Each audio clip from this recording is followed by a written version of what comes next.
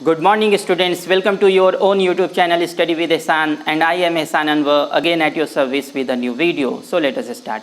Students, जैसा कि आपको मालूम है कि इंग्लिश ग्रामर टेस्ट सीरीज़ का टेस्ट 2 भी ऑलरेडी हो चुका है और आज इस वीडियो में हम लोग डिस्कस करेंगे उसी टेस्ट 2 के 12 questions taking one by one on the board कि कैसे उस पार्टिकुलर क्वेश्चन का वो पार्टिकुलर ऑप्शन सही हो रहा है, उसके पीछे क्या लॉजिक है, क्या कॉन्सेप्ट है, इसे आज हम लोग डिटेल में डिस्कस करने वाले हैं। और स्टूडेंट्स, आज का ये वीडियो आपके लिए बहुत ही ज़्यादा इंपॉर्टेंट होने जा रहा है क्योंकि आज हम लोग सिर्फ 12 क्वेश्चंस ही डिस्कस नहीं करेंगे बल्कि हर क्वेश्चंस के पीछे छुपा होगा एक कॉन्सेप्ट, एक लॉजिक, और ये कॉन्सेप्ट्स एंड लॉजिक्स आपके लिए बहुत ही ज़्यादा इंपॉर्टेंट है। Therefore you are advised to note all these concepts and logics in your notebook, in a separate notebook, क्योंकि ये आपके लिए बहुत ही ज़्यादा यूज़फुल होगा आने वाले टेस्ट में क्वेश्चन को सॉल्व करने के लिए। और उससे पहले मैं आपको बता दूं कि अगर आपने वो टेस्ट 2 अटैम्प्ट नहीं किया है तो इस वीडियो को देखने से पहले आप वो टेस्ट 2 ज़रूर अटैम्प्ट कर लें, जिसका लिंक डिस्क्रिप्शन बॉक्स में दिया जा चुका है। तो चलिए स्टूडेंट्स, स्टार्ट करते हैं और देखते हैं कि क्या थे टेस्ट 2 के questions taking one by one on the board और उसका करेक्ट ऑप्शन क्या होगा, उसके पीछे क्या कॉन्सेप्ट है, क्या लॉजिक है। तो ये रहा क्वेश्चन 1 आपके बोर्ड पर। Students, the first question of test 2 you can see on the board. Dash money I had in my purse was not enough to buy sandwich for the two of us, and the options were little, a little, the little, none of these. तो students, सबसे पहले तो मैं आपको बता दूं कि ये फर्स्ट क्वेश्चन आपका इंग्लिश ग्रामर के किस टॉपिक से लिया गया है। डैट मीन्स कि इस दफ़ा आपको अपने इंग्लिश ग्रामर के पोर्शन में जो 5 टॉपिक्स कवर करने हैं, तो ये क्वेश्चन उन 5 टॉपिक्स में किस टॉपिक से लिया गया है, तो ये क्वेश्चन आपका है डिटरमाइनर से। स्टूडेंट्स, डिटरमाइनर्स टॉपिक के अंदर हमें और भी छोटे छोटे कई सारे टॉपिक्स कवर करने होते हैं, जिसमें एक टॉपिक आपका क्वांटिफायर्स है और ये फर्स्ट क्वेश्चन उसी क्वांटिफायर टॉपिक से लिया गया है। तो स्टूडेंट्स, चलिए देखते हैं कि इसका कौन सा ऑप्शन करेक्ट होगा। तो स्टूडेंट्स, इस क्वेश्चन को सॉल्व करने के लिए हमें इन 4 ऑप्शंस के मीनिंग मालूम होने चाहिए। तो चलिए देखते हैं इन ऑप्शंस का मीनिंग क्या है। फर्स्ट ऑप्शन लिटिल, तो ये स्टूडेंट्स आप जान लें कि ये लिटिल वर्ड निगेटिव सेंस में यूज़ होता है और इसका मीनिंग होता है शायद ही कोई। डैट मीन्स के आप यहाँ पर समझ लें कि कोई नहीं। सेकेंड ऑप्शन आपका आ लिटिल है, ये ऑप्शन पॉजिटिव सेंस में यूज़ होता है जिसका मीनिंग होता है थोड़ा थोड़ा, लेकिन पर्याप्त नहीं, यानी कि इनफ नहीं है, थोड़ा है और वो इनफ नहीं है। और थर्ड ऑप्शन आपका है द लिटिल, और द लिटिल का मीनिंग होता है सभी सभी, लेकिन पर्याप्त नहीं, डैट मीन्स के इनफ नहीं। तो अगर अब हम क्वेश्चन को देखें तो क्वेश्चन में क्या है, dash money I had in my purse was not enough two by sandwich for the two of us. That means कि वो सारे पैसे जो मेरे पर्स में थे वो इनफ नहीं थे हम दोनों के लिए सैंडविच ख़रीदने के लिए। डैट मीन्स कि यहाँ पे सारे पैसे को कंसिडरेशन में लिया जा रहा है जो भी हमारे पर्स में थे, इसलिए सारे पैसे, जब सभी का मीनिंग यहाँ पे सेंस हो रहा है सभी, तो सभी के लिए हमारा कौन सा ऑप्शन हो जाएगा, the little. Therefore option C will be the correct option for this question. I hope कि आपको ये समझ में आ गया होगा। स्टूडेंट्स, इस टेस्ट के क्वेश्चन 2 और क्वेश्चन 3 को डिस्कस करने से पहले चलिए हम लोग थोड़ा जान लेते हैं मोडाल्स के बारे में। स्टूडेंट्स, इस दफ़ा जो आपको इंग्लिश ग्रामर के पोर्शन में 5 टॉपिक्स कवर करने हैं, उनमें से आपका सेकंड टॉपिक मोडाल्स का है। और ये modals English language, English grammar में बहुत सारे पर्पज़ के लिए यूज़ होता है, जिनमें से एक पर्पज़ आपका आस्किंग परमिशन है। और for asking permission we use 3 modals, can, could और मे। और स्टूडेंट्स, ये बहुत ही ज़्यादा इंपॉर्टेंट टॉपिक है और मोस्ट प्रोबेबली कि आपके फाइनल एग्जामिनेशन में इससे क्वेश्चंस आएंगे ही आएंगे, क्योंकि बहुत सारे स्टूडेंट्स को कन्फ्यूज़न होता है। हालांकि वाइल कम्युनिकेटिंग हम लोग कैन की जगह पे कुड भी यूज़ कर लेते हैं, कुड की जगह पे मे भी यूज़ कर लेते हैं, और ये परमिसेबल है, एक्सेप्टेबल है वाइल कम्युनिकेटिंग। बट अगर आपको इन पर बेस्ड क्वेश्चंस आपके फाइनल एग्जामिनेशन में आ जाते हैं तो आपको कैन की जगह कैन ही यूज़ करना है, कुड की जगह कुड ही यूज़ करना है और मे की जगह मे ही यूज़ करना है। अगर आप करेक्ट मोडाल्स यूज़ नहीं करते हैं तो आपको मार्क्स नहीं दिए जाएंगे, आपका वो आंसर गलत हो जाएगा। तो चलिए देखते हैं कि इनका यूज़ क्या है। सबसे पहला मोडाल्स फॉर आस्किंग परमिशन आपका क्या है, कैन। और इसे शॉर्ट में और बहुत ही स्पेसिफाइड डोमेन में अगर हम लोग शॉर्ट में जानना चाहें तो वो क्या है कि कैन का यूज़ हम लोग करते हैं विथ फ्रेंड्स।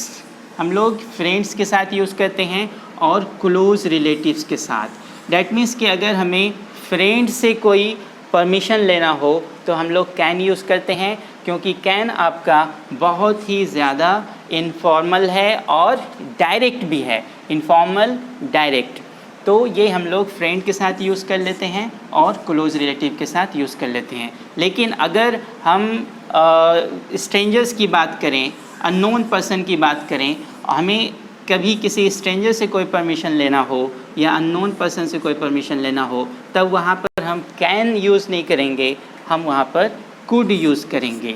यानी कि स्ट्रेंजर और अननोन पर्सन के केस में हमारा करेक्ट मोडाल क्या हो जाएगा, कुड। और ठीक उसी तरह अगर कोई पर्सन सबऑर्डिनेट पोजीशन पर हैं, डैट मीन्स कि ये आपके स्कूल के प्रिंसिपल भी हो सकते हैं या कोई और ऑफिसर हो सकते हैं, अगर आप उनसे कोई परमिशन लेना चाह रहे हैं तो हम लोग मोडाल मे का यूज़ करते हैं, ना कि कैन और कुड का, क्योंकि मे बहुत ही ज़्यादा फॉर्मल और पोलाइट है। और आपको याद भी होगा कि हम लोग बहुत छोटे से अपने स्कूल में ये मोडाल यूज़ करते हुए आ रहे हैं। जब भी हमें किसी टीचर या प्रिंसिपल के केबिन में, ऑफिस में जाना होता है तो हम लोग ये नहीं पूछते हैं कि can I come in sir या could I come in sir, ये हम लोग पूछते हैं मे आई कम इन सर, क्योंकि मे बहुत ही ज़्यादा फॉर्मल है, बहुत ही ज़्यादा पोलाइट है और ये यूज़ होता है for asking permission to the people और with the people at subordinate positions. तो आई होप कि आपको ये समझ में आ गया होगा। तो चलिए अब देखते हैं क्वेश्चन 2 और क्वेश्चन 3, जो इन्हीं मोडाल्स के यूजेस पर बेस्ड है। Question 2, mother I am extremely hungry dash I eat another slice of chocolate cake. तो स्टूडेंट्स, यहाँ हम देख रहे हैं कि कोई चाइल्ड है और वो अपने मॉम से परमिशन लेना चाह रहा है। डैट मीन्स कि मॉम यानी कि क्लोज़ रिलेटिव की बात हो रही है। और हमने अभी देखा कि क्लोज़ रिलेटिव के केस में हम लोग कौन सा मोडाल यूज़ करते हैं, कैन। और कैन हमारा कौन से ऑप्शन में है, option A. Therefore option A will be the correct answer for question number 2। और अब question number 3, a car driver to a pedestrian dash you please tell me the direction to the hotel. और ये pedestrian की बात हो रही है। एक कार ड्राइवर पेडेस्ट्रियन से पूछ रहा है कि क्या वो उसे होटल का रास्ता बताएगा। तो अब पेडेस्ट्रियन यानी कि स्ट्रेंजर की बात हो रही है। और अभी हमने देखा कि in case of strangers and unknown persons हम लोग कौन सा मोडाल यूज़ करते हैं, कुड। और हमारा कुड कौन से ऑप्शन में है, B. Therefore option B will be the correct answer. I hope कि आपको ये समझ में आ गया होगा। स्टूडेंट्स, ये बहुत ही ज़्यादा इम्पॉर्टेंट है और जिन लोगों को ये मालूम नहीं होता है तो उनसे अक्सर ये गलती हो जाती है। तो आप इसे केयरफुली नोट कर लें। इस पे क्वेश्चंस हमेशा पूछे जाते हैं और ये आपके एग्जामिनेशन पॉइंट ऑफ व्यू से भी बहुत ही ज़्यादा इम्पॉर्टेंट है। Question 4, I need dash time to complete this painting and the options were many, much, A and B, both, none of this. तो स्टूडेंट्स, अगर इस क्वेश्चन के सेंस पर आप ध्यान दें तो यहाँ क्या हो रहा है कि मुझे और ज़्यादा वक्त की ज़रूरत है और ज़्यादा टाइम की ज़रूरत है इस पेंटिंग को कंप्लीट करने के लिए। और हमें मालूम है कि टाइम आपका अनकाउंटेबल नॉन है और अनकाउंटेबल नॉन के साथ जो हम लोग यूज़ करते हैं, जो वर्ड यूज़ करते हैं वो मच होता है। और मच मीन्स कि लार्ज क्वांटिटी ऑफ, और इसे ही हम लोग अनकाउंटेबल नॉन के साथ यूज़ करते हैं। और अगर यही यहाँ पर काउंटेबल नॉन होता तो हमारा ऑप्शन क्या हो जाता, मेनी, क्योंकि मेनी का मीनिंग क्या है, a large number of, and much a large quantity of. तो इस क्वेश्चन में आपका करेक्ट ऑप्शन क्या हो जाएगा, much. That is option B will be the correct option. Students, question 5 and question 6 you can see on the board. और ये दोनों क्वेश्चन आपका सब्जेक्ट वर्ब कॉन्कॉर्ड से है। और आप क्वेश्चन 5 देख सकते हैं, Sneha and her cousin dash arrived for the birthday party and the options were has, have, will and none of this. तो स्टूडेंट्स, हमें यहाँ पे ये ध्यान देना है कि यहाँ पर दो सब्जेक्ट, स्नेहा और हर कज़न, यहाँ पे दो सब्जेक्ट है connected with the conjunction and. और ये दो डिफरेंट सब्जेक्ट्स को शो कर रहा है, मतलब कि स्नेहा भी अलग है और हर कज़न ये भी अलग है और ये दो सब्जेक्ट्स हमारा एंड से जुड़ा है, इसलिए यहाँ पर जो हमारा वर्ब आएगा वो प्लूरल वर्ब आएगा। और प्लूरल वर्ब आपका कौन है? हैज़ तो है नहीं, हैज़ सिंगुलर है प्लूरल वर्ब है, तो ये हो सकता है। और ऑप्शन सी इसलिए नहीं होगा क्योंकि हमें पता है arrived it is the third form of verb, that is the past participle form, और अराइव्ड के पहले हैज़, हैव या हैड का यूज़ करते हैं। तो हैड तो ऑप्शन में है नहीं, तो हैज़ होगा नहीं, विल हो नहीं सकता, तो आपका करेक्ट ऑप्शन क्या हो जाएगा? हैव। डैट मीन्स कि क्वेश्चन 5 का करेक्ट आंसर बी हैव है। लेकिन अगर क्वेश्चन 6 में देखें स्लो एंड स्टेडी, तो यहाँ भी दो वर्ड्स हैं आपके, स्लो और स्टेडी, और ये भी आपका कंजंक्शन एंड से अटैच है। लेकिन यहाँ पर ये दो वर्ड एक ही आइडिया को रिप्रेजेंट कर रहे हैं। डैट मीन्स कि कोई भी जो स्लो है लेकिन स्टेडी है तो वो रेस को जीत जाएगा, जीत सकता है या जीतता है, whatever the sense you take from this sentence. तो स्लो एंड स्टेडी, तो यहाँ पे कहने का मेन पर्पज़ ये है कि ये दोनों वर्ड एक ही आइडिया को रिप्रेजेंट कर रहा है, तो आप इसे गलती से दो डिफरेंट सब्जेक्ट ना समझ लीजिएगा। ये आपका एक ही सब्जेक्ट है, और जब एक ही सब्जेक्ट है, सिंगुलर सब्जेक्ट है, तो हमारा वर्ब भी क्या आएगा? सिंगुलर आएगा। और विन आपका प्लूरल वर्ब है, इसलिए ये आंसर नहीं होगा। तो करेक्ट आंसर आपका क्या हो जाएगा? B. That means wins. Option B is the correct option. I hope कि आपको समझ में आ गया होगा, और इसका हम लोग और भी ज़्यादा डिटेल में डिस्कस करेंगे in a separate video of subject verb concord. Now question 7, she as well as I dash fond of decorating with pastels and white, and the options were is, M, R, none of this. तो students इस तरह का concept हम लोग test 1 में भी use कर चुके हैं, जिस पे बेस्ड ये आपका क्वेश्चन 7 है। और हम लोगों ने डिस्कस किया था पहले भी कि जब कभी भी एज वेल एज से दो सब्जेक्ट अटैच हों, जैसा कि आप देख सकते हैं कि इन क्वेश्चन 7 एज वेल एज से आपका दो सब्जेक्ट शी और आई अटैच है, तो इस एज वेल एज के पहले जो सब्जेक्ट होता है वो सब्जेक्ट के अकॉर्डिंग ही यहाँ पर हेल्पिंग वर्ब आता है। और एज वेल एज के पहले कौन सा सब्जेक्ट है? शी, और हम जानते हैं शी के लिए कौन सा हेल्पिंग वर्ब यूज़ होता है? इज़। तो हमारा करेक्ट ऑप्शन क्या हो जाएगा? Is. Option A will be correct answer. No question number 8, a lot of salt dash been added to the soup. तो अ लॉट ऑफ सॉल्ट, तो जब भी अ लॉट ऑफ का यूज़ क्वांटिटी को represent करने के लिए यूज़ हो अनकाउंटेबल नॉन के साथ, तो हम देख रहे हैं यहाँ पर कि सॉल्ट हमारा अनकाउंटेबल नॉन है, और अ लॉट ऑफ सॉल्ट का क्या मीनिंग हो गया? बहुत ज़्यादा सॉल्ट। डैट मीन्स के यहाँ पर नंबर को डिनोट नहीं कर रहे हैं, यहाँ पर क्वांटिटी को डिनोट कर रहे हैं। तो हमारा हेल्पिंग वर्ब कौन सा यूज़ हो जाएगा? हैज़, क्योंकि हैव तो यूज़ होगा नहीं, ये नंबर के साथ यूज़ होता है, तो आपका has will be the correct option of question 8। I hope कि आपको समझ में आ गया होगा। Now question 9, a lot of boys dash playing cricket in the park, and the options were was, is, are, none of this. तो students हमें एक बात ये याद रखनी है कि जब कभी भी अ लॉट ऑफ के साथ, अ लॉट ऑफ एक फ्रेज़ है और इसके साथ काउंटेबल नॉन का यूज़ होता है एक बहुत बड़ी संख्या को डिनोट करने के लिए, जैसा कि आप क्वेश्चन 9 में देख सकते हैं। अ लॉट ऑफ बॉयज़ का मीनिंग क्या हो रहा है? बहुत सारे लड़के। डैट मीन्स के लड़कों की एक बड़ी संख्या को डिनोट कर रहे हैं, तब ये सब्जेक्ट प्लूरल होता है, और प्लूरल सब्जेक्ट के अकॉर्डिंग ही हेल्पिंग वर्ब यूज़ किया जाता है। तो ऑप्शंस में आप देख लें प्लूरल सब्जेक्ट आपका कौन है? वाज तो है नहीं, इज़ तो है नहीं, तो हमारा करेक्ट ऑप्शंस क्या हो जाएगा? आर। और जैसा कि क्वेश्चन 8 में हम लोगों ने देखा कि जब कभी भी अ लॉट ऑफ फ्रेज़ का यूज़ अनकाउंटेबल नॉन के साथ होता है, जैसा कि क्वेश्चन 8 में अ लॉट ऑफ सॉल्ट था, जो कि एक बहुत बड़ी संख्या को नहीं, एक बहुत बड़े मात्रा, एक बहुत बड़े अमाउंट को डिनोट कर रहा था, तो उस केस में अ लॉट ऑफ सॉल्ट को सिंगुलर सब्जेक्ट माना जाएगा, और सिंगुलर सब्जेक्ट के अकॉर्डिंग ही हेल्पिंग वर्ब या वर्ब डिसाइड करते हैं। तो स्टूडेंट्स ये बहुत ही ज़्यादा इम्पॉर्टेंट टॉपिक है और कॉन्सेप्ट है, आप इसे ज़रूर नोट कर लें, क्योंकि ये आपके एग्जामिनेशन पॉइंट ऑफ व्यू से भी बहुत ही ज़्यादा इम्पॉर्टेंट है, और इस पे बेस्ड क्वेश्चंस आपको हमेशा पूछे जाते हैं। Now question 10, Yash said that he dash visited London the previous year and the options were has, have, had, none of this. तो स्टूडेंट्स ये क्वेश्चन आपका रिपोर्टिंग स्पीच से है and the statement given in question 10 is in indirect speech.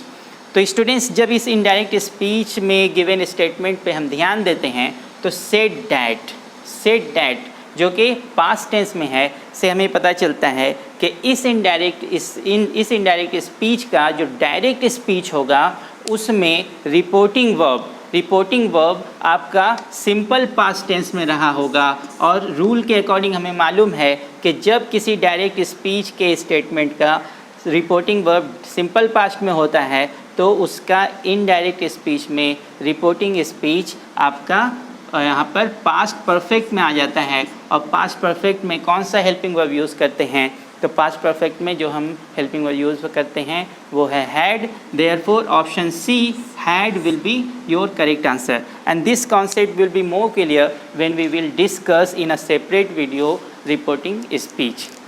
Now question 11, Alia asked Aska what dash doing and the options were was she was, is she is। तो students ये question 11 आपका reported speech से है और इसमें जो statement आप देख रहे हैं इन क्वेश्चन 11 ये आपका इनडायरेक्ट स्पीच का स्टेटमेंट है। और हमें मालूम है कि जब कभी भी रिपोर्टेड स्पीच के डायरेक्ट स्टेटमेंट में क्वेश्चन रहता है तो उसे इनडायरेक्ट में कन्वर्ट करने के वक्त हम उसे क्वेश्चन में नहीं रहने देते, क्वेश्चन के फॉर्मेट में नहीं रहने देते, उसे असर्टिव सेंटेंस के फॉर्मेट में लाते हैं। तो चलिए देखते हैं कि इस क्वेश्चन का करेक्ट ऑप्शन क्या होगा। आलिया आस्क्ड अस्का, आलिया ने अस्का से पूछा व्हाट डैश डूइंग। तो यहाँ पे हम देख रहे हैं कि ये वर्ब हेल्प आपका रिपोर्टिंग वर्ब पास्ट में है, इसलिए प्रेजेंट के तो ये दो ऑप्शंस आपके होंगे नहीं, इज़ शी और शी इज़ तो होगा नहीं, तो ऑप्शन सी ऑप्शन डी आपका ऐसे ही कट हो गया। बचे दो ऑप्शंस। तो जैसा कि मैंने आपको बताया कि इनडायरेक्ट स्पीच क्वेश्चन के फॉर्मेट पर नहीं रहता, तो अगर वाज शी लिखते हैं, हेल्पिंग वर्ब पहले है, सब्जेक्ट के पहले है, तो ये आपका क्वेश्चन का फॉर्मेट है, तो वाज शी नहीं होगा, तो क्या हो जाएगा शी वाज। दैट मीन्स कि option B will be the correct option. Alia asked अस्का व्हाट शी वाज डूइंग, कि आलिया ने अस्का से पूछा कि वो क्या कर रही है। Now question 12, Anas gave her dash 1 rupee coin and the options were a, an, either a और an, none of these। तो स्टूडेंट्स ये भी एक बहुत इंपॉर्टेंट क्वेश्चन है और ये क्वेश्चन आपका डिटरमाइनर टॉपिक से है, जिसके अंदर हमें जो टॉपिक आर्टिकल कवर करना है और ये क्वेश्चन आपका आर्टिकल से है। तो Anas gave her dash 1 rupee coin, तो इस 1 rupee coin और ये आपका वोवेल लेटर से स्टार्ट हो रहा है, तो स्टूडेंट्स यहाँ पे गलती क्या कर देते हैं कि इस वोवेल को देखकर वो एन यूज़ कर लेते हैं, लेकिन हमें सिर्फ लेटर को ही नहीं देखना होता है, हमें इसके प्रोनाउंसिएशन को देखना होता है और ये देखना होता है कि किस साउंड से ये वर्ड स्टार्ट हो रहा है। तो 1 rupee coin जब हम लोग देखें तो इसे क्या लिखते हैं, 1 व नौ। हिंदी वर्जन अगर आप देखें तो व नौ 1, और ये व आपका वोवेल नहीं है, स्वर नहीं है, इसलिए हम लोग का करेक्ट ऑप्शन एन ना होकर क्या हो जाएगा आ। दैट मीन्स कि आ 1 rupee coin will be the correct statement और ऑप्शन ए आपका सही हो जाएगा। आई होप कि आपको ये बात समझ में आ गई होगी कि आ और एन डिसाइड करने के वक्त हम लोग सिर्फ लेटर को ही नहीं देखते, लेटर के साउंड को भी देखते हैं कि वो पार्टिकुलर वर्ड किस तरह से प्रोनाउंस किया जा रहा है। तो स्टूडेंट्स ये थे टेस्ट 2 के क्वेश्चन 12 के एक्सप्लेनेशन जो आपने देखे 1 by 1 ऑन द बोर्ड। और कैसा लगा आपको ये वीडियो? अगर आपको ये वीडियो अच्छा लगा तो इसे लाइक करें, शेयर करें, और अगर आपने अभी तक हमारे चैनल को सब्सक्राइब नहीं किया है तो इसे सब्सक्राइब करें और बेल आइकन को भी प्रेस कर दें ताकि इस तरह की यूज़फुल वीडियो आपको मिलती रहे। तो बस आज के लिए इतना ही, फिर मिलेंगे नए वीडियो में नए क्वेश्चंस एंड नए कॉन्सेप्ट के साथ। तब तक के लिए थैंक्स।